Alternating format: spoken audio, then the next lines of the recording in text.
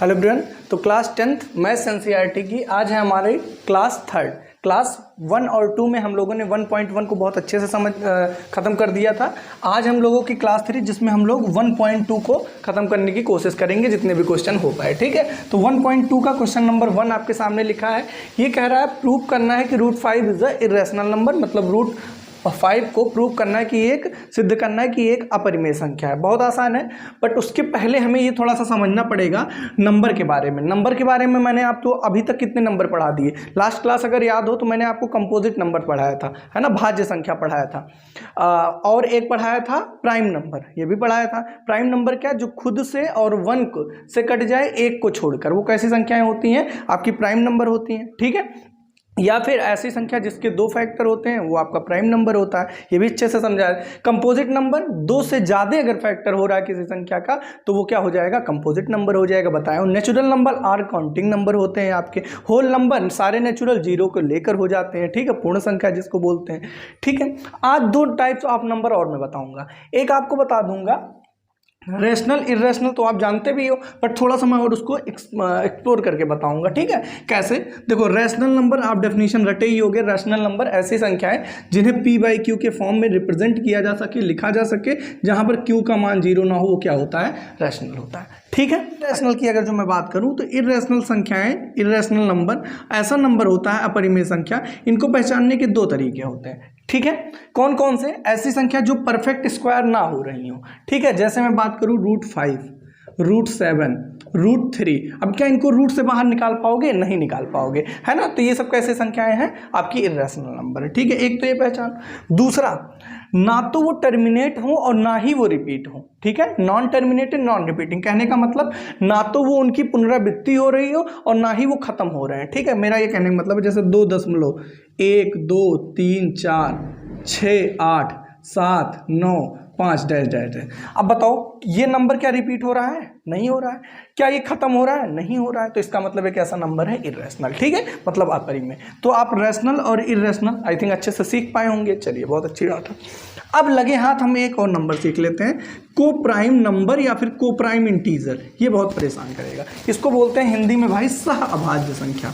क्या बोलते हैं, सह अभाज्य। ठीक है, अच्छा, तो ये क्या होता है, देखो ऐसे 2 नंबर्स जिनका HCF क्या हो, 1। अब मैंने आपको कल बताया था HCF किन दोनों संख्याओं का होता है, 1, है ना, जिनमें कुछ भी कॉमन ना हो 1 के अलावा। कहने का ये मतलब है कि जैसे मान लो मैं 7 ले लिया और 3 ले लिया।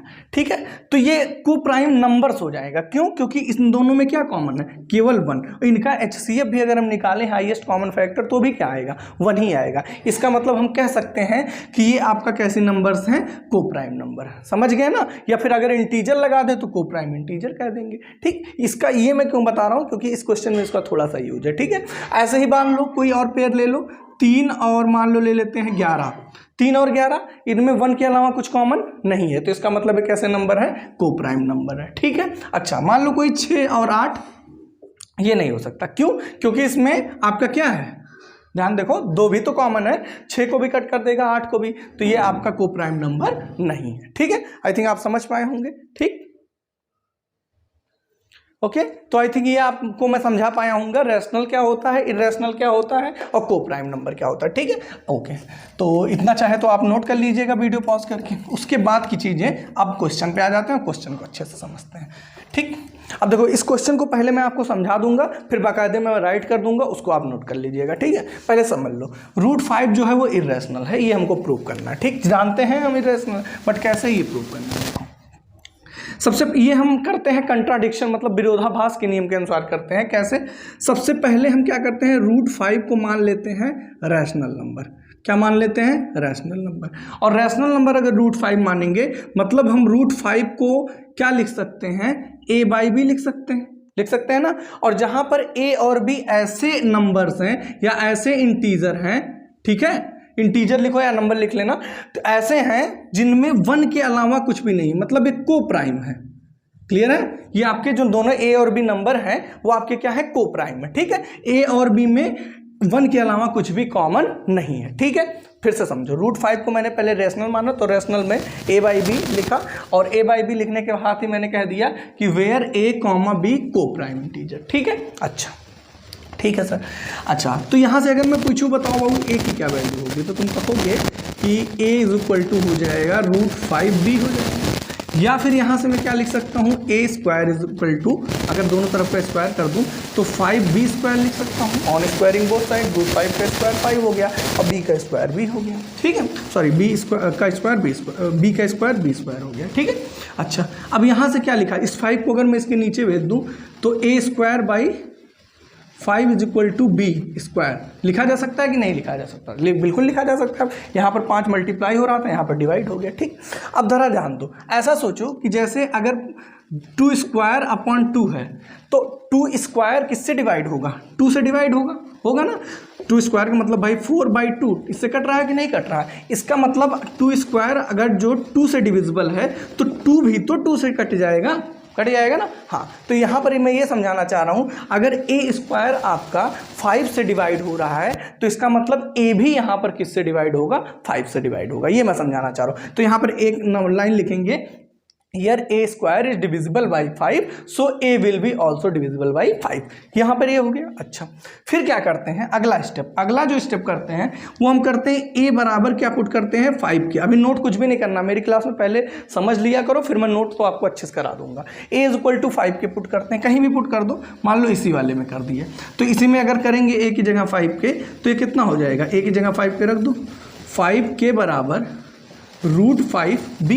ठीक है, या यहाँ कर लेते हैं स्क्वायर, क्योंकि करना ही पड़ेगा, तो कोई बात नहीं, चलो यहाँ पर कर लेते हैं।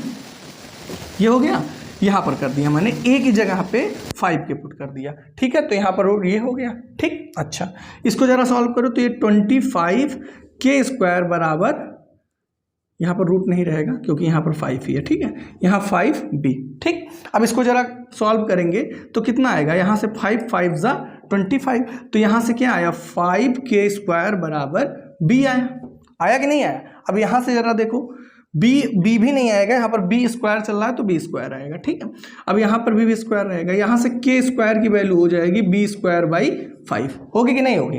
देख लो भाई, यहाँ पर a की जगह में 5 के पुट कर दिया। ठीक है, तो 5 के पुट किया तो यहाँ 5 के का स्क्वायर हो गया, 5 ऐसे ही रहा, b स्क्वायर ऐसे ही रहा, फिर यहाँ से 25 के स्क्वायर हो गया बराबर 5, तो 5 से कट गया तो 25, यहाँ पर 5 बच गया, 5 के स्क्वायर बराबर।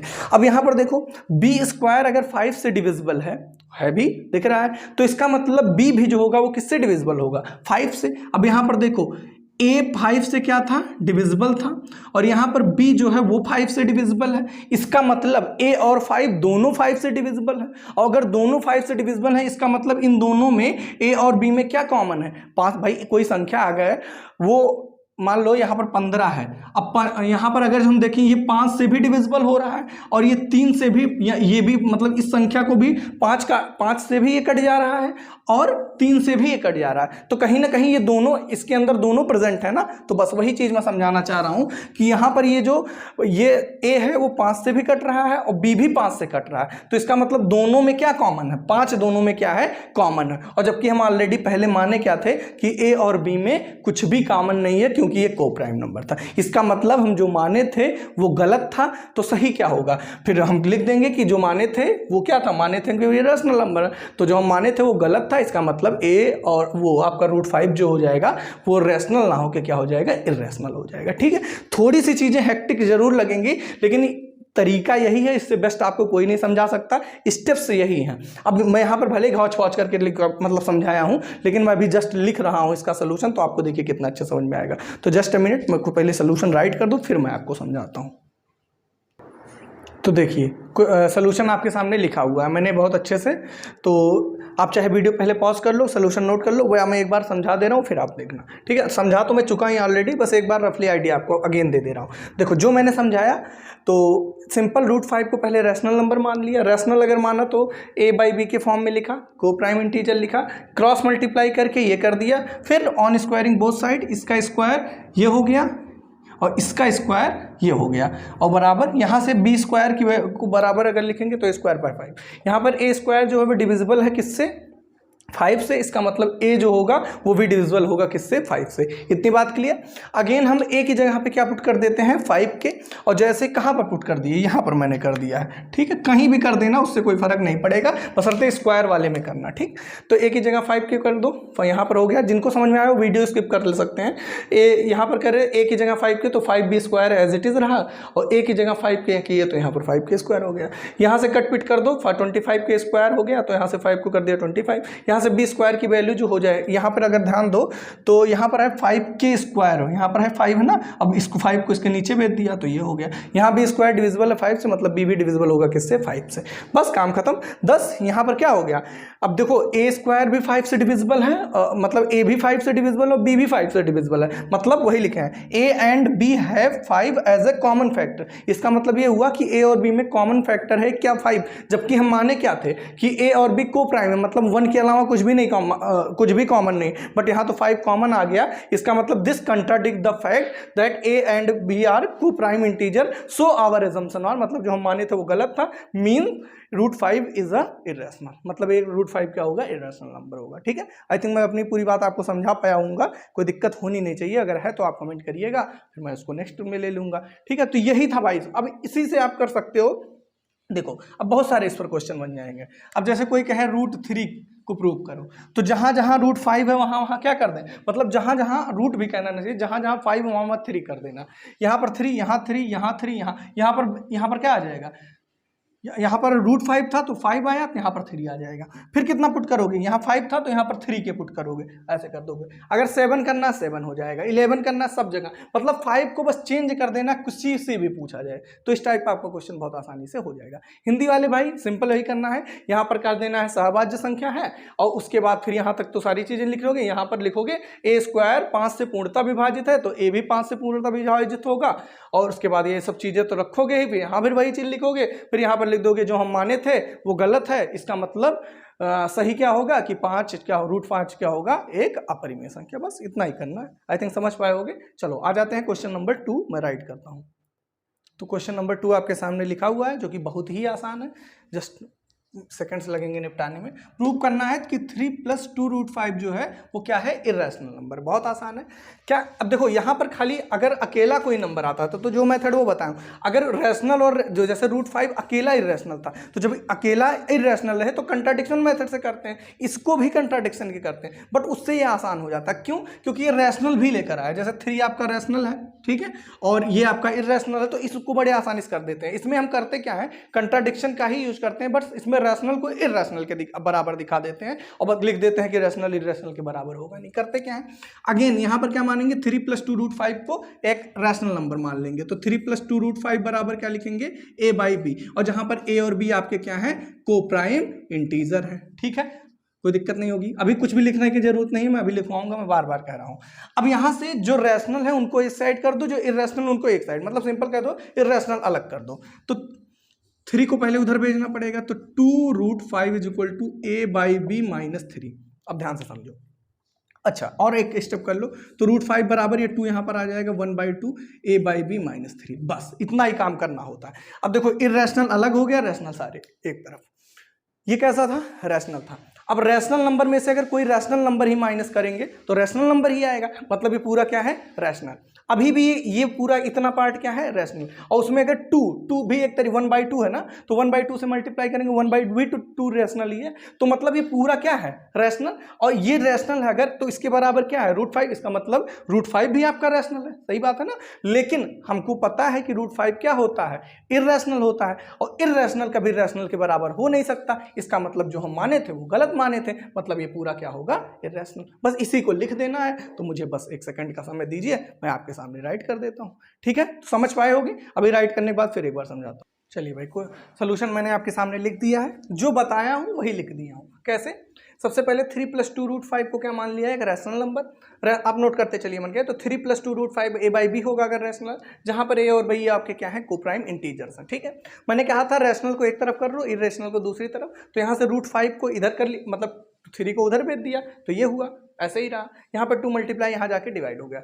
मतलब अब ध्यान से देखो, अब यहाँ पर क्या लिखा है, here A and B are integer, A और बी क्या है, इंटीजर, और इंटीजर का रेशियो क्या होगा, एक रैशनल नंबर होगा। तो अगर ये रैशनल तो उसमें से 3 माइनस, मतलब ये कंप्लीट क्या है, रैशनल नंबर, वही लिखा हूँ, will be a rational number. ठीक है, ये हो गया। इसका मतलब देयरफॉर जो √5 है इज रैशनल। भाई ये इसके अगर बराबर है तो रैशनल ये है तो ये भी रैशनल होगा, but this contradict the fact, मतलब ये जो है विरोध कर रहा है किसका, कि √5 जो है वो इरेशनल है। भाई √5 तो तुम्हारा इरेशनल होता है, जबकि यहाँ पर इक्वल के हिसाब से रैशनल आ रहा है। इसका मतलब this contradict the fact that √5 is a irrational number, hence our assumption, मतलब जो हम माने थे वो क्या था, गलत है। इसका मतलब 3 + 2√5 क्या होगा, आपका इरेशनल हो जाएगा। आई थिंक आप पूरी बात को अच्छे से समझ पाए होंगे और इन चीज़ों को आप पॉज करके नोट भी कर लिए होंगे। ठीक है, तो चलिए अब करते हैं क्वेश्चन नंबर 3। बाकी कमेंट जरूर करना है ना, कहीं भी कोई डाउट है तो कमेंट करना, अगली वीडियो में क्लियर होगा। ठीक है, या फिर मैं कमेंट में ही समझा दूंगा। चलिए अब देखिए क्वेश्चन नंबर, ये 2 नहीं होगा, ये क्वेश्चन नंबर आपका 3 हो जाएगा। 2 तो बता ही दिया, तो यहाँ पर देखिए क्वेश्चन नंबर 3। क्वेश्चन नंबर 3 क्या कर रहा है, बहुत ही आसान क्वेश्चन है, अभी आप तुरंत निपटा दोगे। तो क्वेश्चन नंबर 3 आपका सिंपल जो है वो कह रहा है कि आपको प्रूव करना है कि prove that the following are irrational, इनको भी इरेशनल प्रूव करना है। इसमें पहला जो क्वेश्चन है, पहला क्या कह रहा है, आपको 1/√2 को प्रूव करना है कि ये आपका इरेशनल होगा। ठीक, तो बहुत आसान है, कैसे करोगे, देखो 1/√2 है, इसको सबसे पहले क्या मान लेना, कंट्राडिक्शन से ही होगा, सबसे पहले क्या मान लेना, रैशनल। अभी लिखवाऊंगा, टेंशन फ्री रहो, रैशनल। ठीक है, ओके। अगर ये रैशनल है तो इसको कितना लिख सकते हो, 1/√2 बराबर a/b लिख सकते, नो डाउट, कोई दिक्कत नहीं है। और जहां पर a, b क्या है, कोप्राइम मतलब इन दोनों में कोप्राइम है, ऐसा लिख दो, मतलब 1 ही केवल कॉमन, इनमें और कुछ कॉमन है नहीं, हालांकि इसका खास कोई यूज नहीं है। अब ध्यान से देखो, अगर ये आपका रैशनल है तो a/b, मतलब इसको लिखा जा सकता है रैशनल है।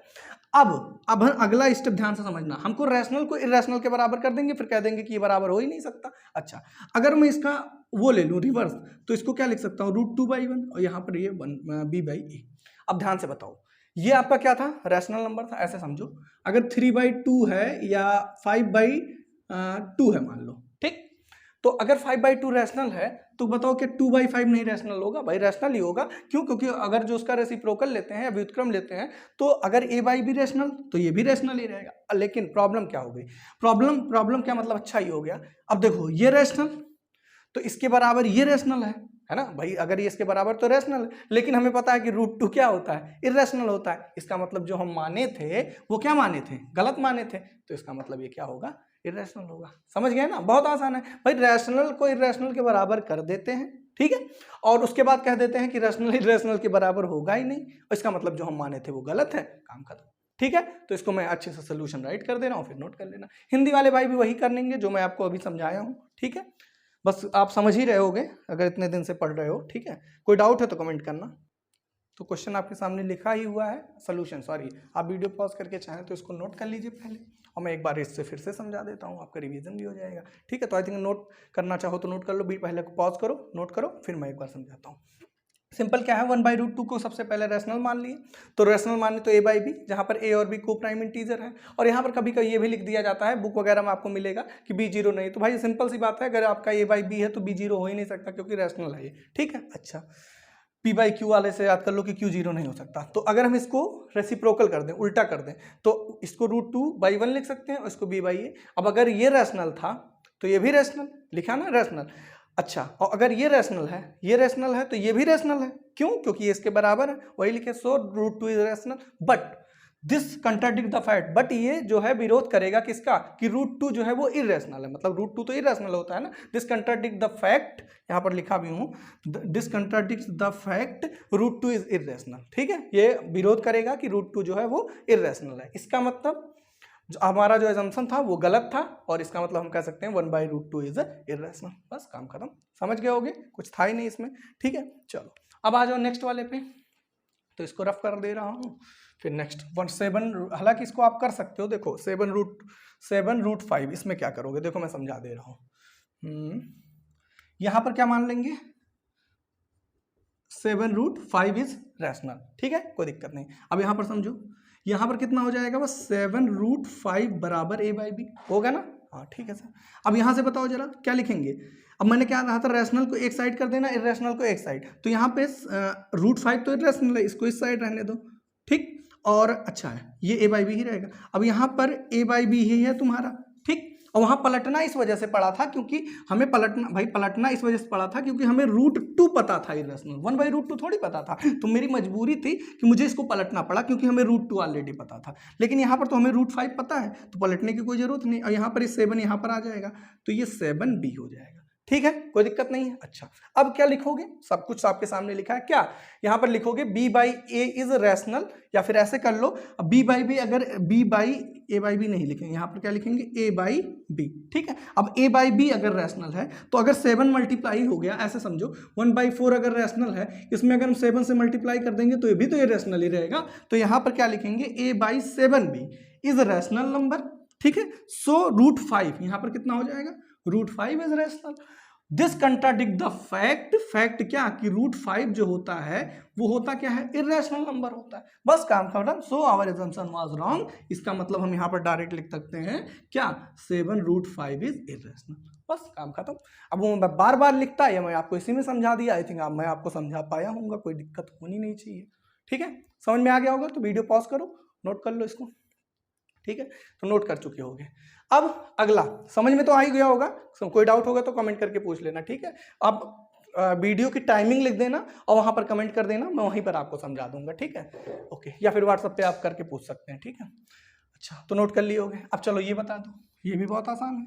कैसे, 6 + √2 को क्या मान लेंगे, रैशनल मान लेंगे, ठीक है। रैशनल मान लिए सर, तो यहाँ पर कितना आ जाएगा, 6 + √2 आ जाएगा। और यहाँ पर ये सब तो लिखोगे ही कहानी। यहाँ पर अब मैंने क्या कहा था, रैशनल को एक तरफ, इरेशनल को एक तरफ। तो यहाँ पर कितना हो जाएगा बताओ भाई। यहाँ पर सर √2 खाली इरेशनल है, तो यहाँ पर √2 को रहने दो और इस 6 को इधर भेज दो, तो a/b - 6। क्लियर है। अच्छा अब एक काम बताओ, a/b तुम्हारा यहाँ क्या था, रैशनल। तो a/b तुम्हारा रैशनल है, 3/2 तुम्हारा रैशनल है, तो उसमें से क्या मैं 1 माइनस कर दूंगा तब भी तो वो रैशनल ही रहेगा। तो इसका मतलब यही होगा, यहाँ पर कितना लिखोगे, a/b - 6 इज रैशनल। ये क्या है, रैशनल। इसका मतलब यहाँ पर √2 जो है, यहाँ पर कितना लिखोगे, √2 इज रैशनल, ये भी rational. But this contradict the fact that √2 is irrational. भाई √2 तो इरेशनल होता है ना, इसका मतलब जो हम माने थे वो गलत था, और हम डायरेक्ट लिख सकते हैं एंड 6 + √2 इज इरेशनल। बस काम खत्म। बताओ भाई, इससे आसान तो कुछ भी नहीं हो सकता मेरे हिसाब से। मैंने एक ही क्वेश्चन कराया है और उसमें बस एडिट कर करके आपको समझा दिया, और इससे बेस्ट कुछ भी नहीं हो सकता। हिंदी वालों के लिए भी कुछ करना नहीं है, यहाँ पर बस वही चीज लिखना है जहाँ पर a और b आपकी क्या है, सहभाज्य संख्याएं हैं, और यहाँ पर लिखना है, यहाँ पर ये क्या है, परिमेय संख्या है, और यहाँ पर ये भी क्या होगा, परिमेय। जो हम माने थे वो गलत माने थे, विरोधाभास के नियम के अनुसार जो हम माने थे वो गलत था। इसका मतलब ये क्या हो जाएगा, एक अपरिमेय संख्या हो जाएगा, ठीक है। आई थिंक समझ में आ गया होगा, ठीक। तो ये थे आपकी 1.2 और 1.2। देखिए मैंने प्रॉमिस के अकॉर्डिंग आपको खाली 3 दिन में 1.2 करके खत्म करके एक एक क्वेश्चन आपके अच्छे से समझा दिया, ठीक है। ऐसे हम लोग सीक्वेंस में करेंगे, और 1.2 के साथ ही हमारा ये चैप्टर भी क्या हुआ, एंड हो गया। मतलब एंड में नहीं लिखूंगा, डन हो गया, ठीक है। एंड नहीं लिखना चाहिए कभी भी, क्योंकि एंड का मतलब वो चीज़ खत्म पढ़ाई कभी नहीं होती, ठीक है। तो एंड के बजाय हम लोग कहेंगे कि डन हो गया, कंप्लीट हो गया हमारा ये चैप्टर। अब हम लोग चैप्टर 2। अब बताओ चैप्टर 1 में कोई दिक्कत हुआ, मेरे हिसाब से तो नहीं होना चाहिए। क्या क्या सीखे चैप्टर 1 में, बहुत कुछ सीखे सर। पहले क्या, डिविजिबिलिटी रूल, कोई संख्या 2 से कब डिवाइड होगी, अगर उसका यूनिट डिजिट इकाई का अंक 2, 4, 6 मतलब इवन नंबर हो तो 2 से विभाजित होगी। 3 अगर अंकों का सम, जैसे 6, 7, 8, चलो रिवाइज कर देते हैं, इसका सम करो, 8, 7, 15, 6, 15, 6, 8, 7, 15, 15 और 6, 21, 21 3 से डिवाइड होगा। यस सर, इसका मतलब पूरा नंबर किससे डिवाइड होगा, 3 से। लास्ट का 2 अंक अगर 4 से डिवाइड हो तो पूरी संख्या किससे होगी, 4 से विभाजित होगी। 5 लास्ट में अगर 0 हो या 5 हो तो वो संख्या किससे डिवाइड होगी, 5 से होगी। 6 के लिए कोई संख्या 2 और 3 दोनों से अगर विभाजित हो रही है, 2 से विभाजन का नियम बताया और 3 से भी बताया, तो 2 और 3 अगर कोई संख्या 2 और 3 दोनों से कट रही है तो वो 6 से भी कटेगी। 7 के लिए कोई रूल नहीं बताया हूं क्योंकि वो टफ ही होता है, डायरेक्ट विभाजित करके डिवाइड करके देख लो। 8 के लिए अगर किसी नंबर का 6, 7, 8, 3, 2, 4 खाली लास्ट का 3 अंक डिवाइड करके देख लो, अगर वो किससे कट रहा हो, 8 से कट रहा हो तो पूरी संख्या भी 8 से क्या हो जाएगी, कट जाएगी, ठीक है। या फिर लास्ट में अगर 3 0 आ रहे हैं तब भी वो संख्या किससे कटेगी, 8 से कट जाएगी। 9, किसी भी डिजिट को इसको चेक करना है 9 से, इसके सम ऑफ डिजिट कर दो। सम ऑफ डिजिट जैसे 7 6 13, 2 15, 3 18, 2 20 और 1 21। ठीक है, कर लेना। 7 6 13, 2 15, 2 15, 3 18, 2 20 और 21। 21 आया ना, 21 के 9 से डिवाइड है नहीं, तो ये पूरी संख्या भी नहीं कटेगी। ठीक है, 10 लास्ट में 0 हो तो 10 से कटेगा। 11 के लिए क्या बताए थे, अल्टरनेट डिजिट का सम करो, this plus this plus this. ठीक है, तो कितना होगा, 6 2 8 और 8 2 10। ठीक है, उसके बाद किसका कर दो, 7 3 10 और 1 11। इन दोनों का डिफरेंस कितना आया, 1। तो क्या 1 11 से कटेगा, नहीं कटेगा। मतलब अगर डिफरेंस करने पर जो नंबर आ रहा है या तो वो 11 से कट जाए और या 0 आ जाए, तो वो पूरा नंबर किससे कटेगा, 11 से। ठीक है, तो आई थिंक आप समझ पाए होंगे। नहीं समझ अगर ये विभाज्यता का नियम आया तो मुझे कमेंट करना, मैं आपको एक वीडियो का लिंक दे दूंगा, ऑलरेडी मैं ट्रिक बताया हूँ, वहां से आप समझ लीजिएगा। ठीक है, तो वीडियो बहुत लंबी ना करते हुए यहीं पर स्टॉप करते हैं। चैप्टर 1 हमारा द एंड हो गया, सॉरी द एंड नहीं, आपका कंप्लीट हो गया। फिर हम लोग चैप्टर 2 स्टार्ट करते हैं। और कोई सजेशन हो तो कमेंट में बताइएगा, और अच्छा लगा हो तो भी कमेंट करिएगा, और बाकी की चीज़ें आप समझ ही रहे हैं, लाइक शेयर सब्सक्राइब करना है। चलिए मिलते हैं नेक्स्ट वीडियो में। Thank you for watching video.